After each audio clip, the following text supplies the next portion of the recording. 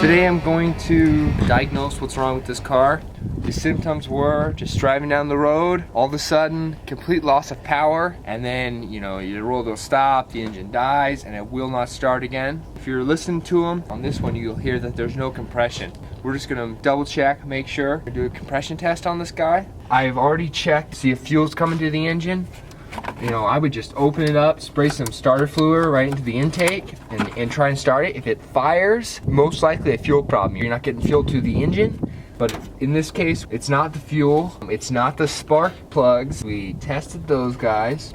So we're gonna do a compression test. What we do is we take a spark plug out, and we're gonna start on this side. And then we get our compression tester. Now you can rent these from a lot of auto shops. I just chose to buy mine because I do this way too much. I have different ends that you can use. And I got the one that fits my spark plugs. And then we just feed it down in there. Run it into the spark plug hole. Get this guy right like that. And then we're gonna turn the engine over. No compression. And it is the same all the way across the board.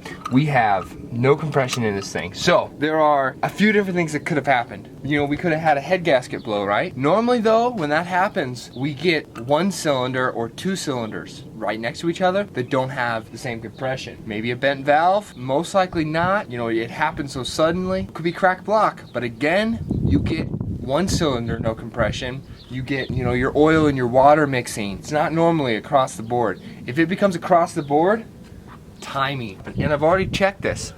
I just pulled back the cover here. It's broken already. I pulled back the, look at that.